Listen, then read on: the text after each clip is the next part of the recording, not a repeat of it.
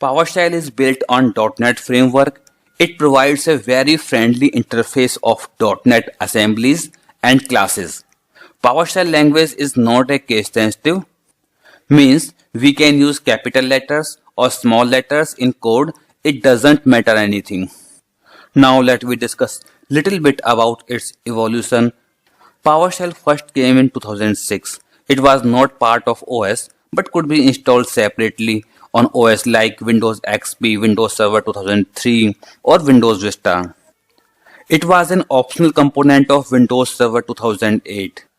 The next version came in 2009 with different operating system. Then in 2012, 13 and 16, always a new version of PowerShell kept on coming. Then in later 2016, it came a major change. PowerShell was declared as open source. Then in 2018, it came all new version of PowerShell. That was PowerShell Core 6.0, leaving behind Windows PowerShell family. And it changed the whole landscape of PowerShell.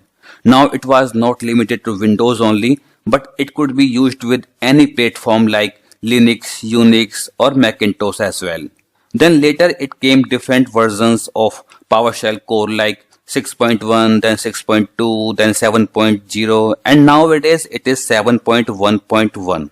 There are two ways that Windows PowerShell can be updated. Either we update OS itself or we can update it using WMF, that is Windows Management Framework. That is a complete package of required .NET software, DLLs and all required components that are required to update PowerShell. Suppose in case we have Windows PowerShell 4.0 and we want to update it to 5 point something. We can update it by downloading required version of WMF and then installing it without changing our operating system.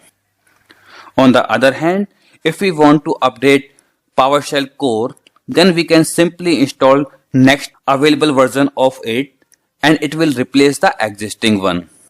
And as you can see, this is very important to note down that Microsoft is no more providing feature updates in Windows PowerShell, but it is only providing security updates and bug fixes only. But in PowerShell Core, it is receiving feature updates, security updates and bug fixes as well. So we can say like now PowerShell Core is the main candidate to enjoy focus of Microsoft. In this table, we can easily get the difference between Windows PowerShell and PowerShell Core. Main things that I would like to highlight is that the difference of installation path. As you can see, PowerShell Core has different path and Windows PowerShell has different installation path. It means they both can exist all together, same system.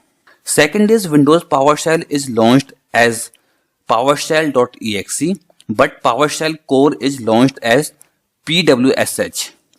And next one is PowerShell ISE is the interpreter for Windows PowerShell, but for PowerShell Core, we have Visual Studio Code. In case you are not aware about these tools, please don't worry. We will be discussing them just in few minutes. Let me see a quick demo about how we can install PowerShell Core.